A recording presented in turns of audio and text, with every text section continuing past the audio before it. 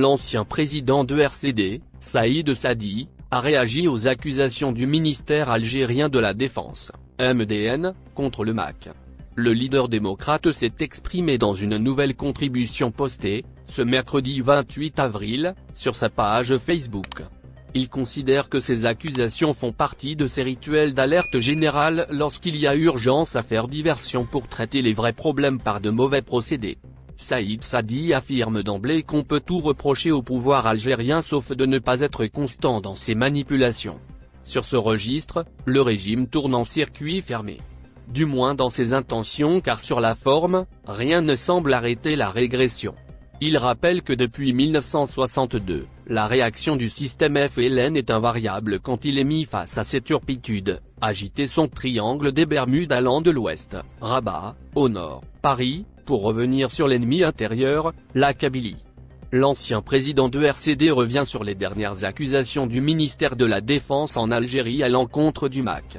Il estime que la dernière information faisant état d'un démantèlement d'une bande criminelle attribuée au MAC qui s'apprêterait à poser des bombes parmi les manifestants fait partie de ces rituels d'alerte générale lorsqu'il y a urgence à faire diversion pour traiter les vrais problèmes par de mauvais procédés. Une manœuvre visant à provoquer des oppositions conflictuelles. Dans sa lecture de ces accusations, le Dr Saadi explique qu'on ne peut pas retenir dans ce vaudeville l'idée d'une manœuvre visant à provoquer des oppositions conflictuelles dans la société politique kabyle. Le message délivré le 20 avril dernier était clair et frais dans toutes les mémoires. Les manifestants déjà en marche avaient rebroussé chemin pour libérer le carré du MAC bloqué par les CNS. Cette réaction spontanée ne laissait aucune place à d'éventuelles supputations quant à la fabrication et l'exploitation de rivalités locales. Saïd Saadi affirme que la Kabylie ayant choisi le combat pacifique, il était vain de chercher à y faire stigmatiser une tendance par d'autres. Dans cette région, une tradition est désormais solidement établie, la libre expression de tous est garantie dès lors que sont respectées les valeurs démocratiques. Saïd Saadi conclut sa contribution avec un appel aux acteurs politiques en Kabylie. Que chacun, indépendamment de ses positions et convictions, retienne et veille à consacrer une idée de base, la solidarité sans faille. Celle-ci doit accompagner aujourd'hui les militants pour chasser. Réciproque, systématique et sans exclusive, elle est un devoir et une solution qui s'impose à tous.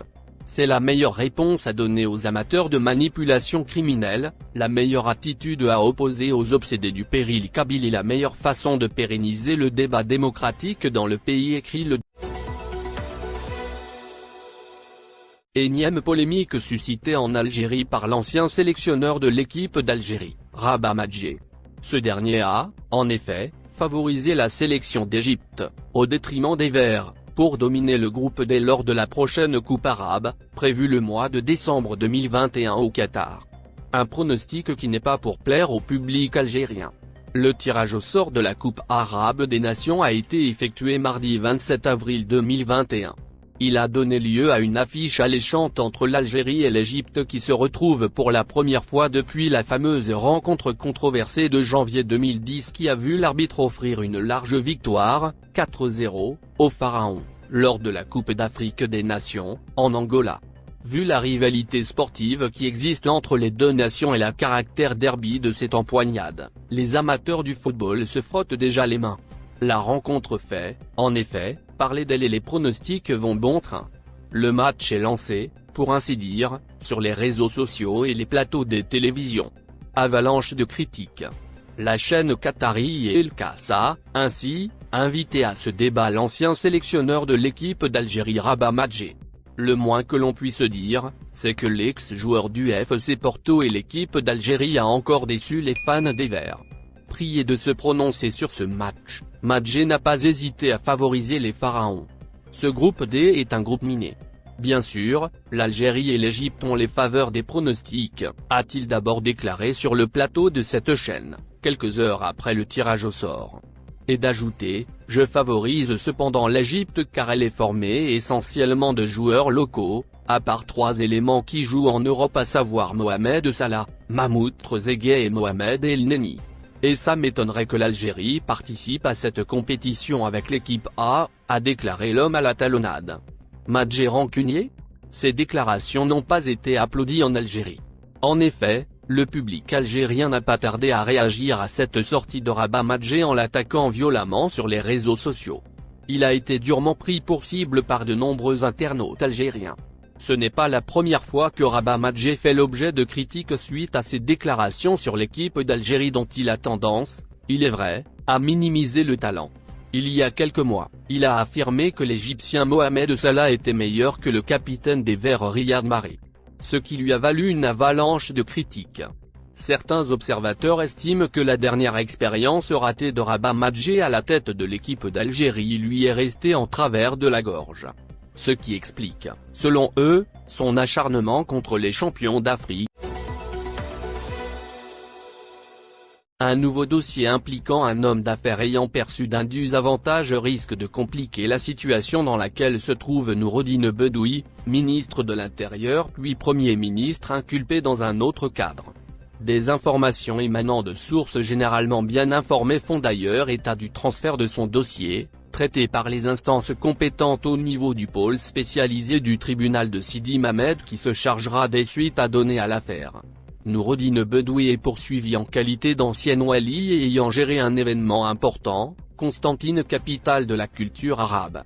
Il avait été convoqué, c'était la première fois, par les services de la police judiciaire ce 7 wilaya peu de temps après la suppression de l'article portant sur le privilège de juridiction et en vertu duquel les anciens ministres et hauts responsables étaient soumis à des juges de la Cour suprême. Dans le nouveau dossier en cours d'instruction au niveau du pôle spécialisé du tribunal de Sidi Mamed, il est, par contre, cité en qualité d'ancien ministre de l'Intérieur ayant assisté à l'inauguration d'un groupe spécialisé dans l'agro-industrie à Tlemcen appartenant à une fratrie, les Carabouches, très connue dans l'ouest du pays. Bedoui vient d'être récemment nommé. Il donne le coup d'envoi à la mise en place d'un projet qui entre dans le cadre du montage automobile. Cette fois il concerne une unité de montage de tracteurs agricoles représentant la marque allemande Deutz-Fahr. Les enquêteurs ne font pas dans le raccourci en accusant directement l'ancien ministre de l'Intérieur d'avoir soutenu le groupe Carabouche, mais ils l'insinuent cependant en notant que le projet a démarré peu de temps après son inauguration en dépit de l'opposition des plus hautes instances concernées. L'enquête déclenchée sur le sujet a été lancée sur instruction d'un magistrat de la Cour suprême en janvier 2019. Et elle a été appuyée par une expertise minutieuse menée par une équipe de l'Inspection Générale des Finances, IGF, qui a abouti à des conclusions parfois impressionnantes. Les investigations menées mettent d'abord l'accent sur le fait que l'inauguration faite en présence de Bedoui a été suivie d'une entrée en activité du groupe en dépit de toutes les réserves émises sur le sujet par les parties concernées. Youssef Yousfi, qui occupe le poste de ministre de l'Industrie au moment où se déroulent les faits, s'oppose farouchement à l'octroi d'une autorisation aux Carabouches. L'enquête qui touche plusieurs secteurs, ministère de l'Industrie, l'ANDI, les douanes, la direction des registres de commerce, les banques, démontre que certaines commissions et autorités habilitées à donner leur aval font montre de réticence et émettent des réserves. Les procédures s'étalent dans le temps. Une commission interministérielle chargée d'étudier les dossiers des concessionnaires automobiles et matériel roulant émet un avis inverse et juge le projet faisable.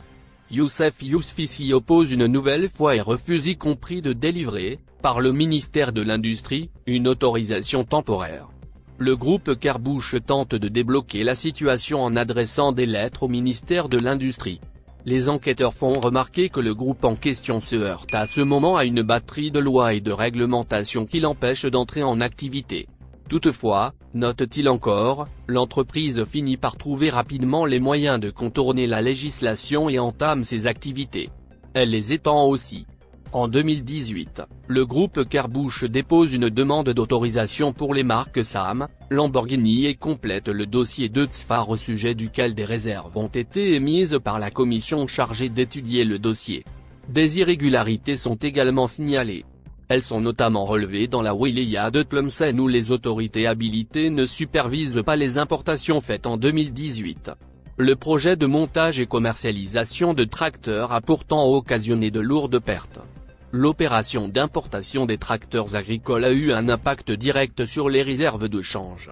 Les pertes sont estimées à 13 737 516,82 € et 100 296 $. L'exonération des taxes douanières de 2015 à 2017 qui ont profité au groupe Kerbouche ont occasionné un manque à gagner de 5 560 638,51 dinars au trésor public. L'expertise de l'IGF a été menée suite à l'ouverture d'une enquête judiciaire qui se poursuit au niveau du pôle spécialisé du tribunal de Sidi Mamed. La liste des personnalités inculpées dans cette affaire reste inconnue pour l'heure. L'on sait, en revanche, que Youssef Yousfi a été auditionné par le juge d'instruction. Dis-nous ce que vous pensez et laissez votre avis dans un commentaire, abonnez-vous et partagez la vidéo. Merci pour votre attention et n'oubliez pas de rejoindre la communauté Actuel Info, ça fait plaisir de vous voir un nouveau membre.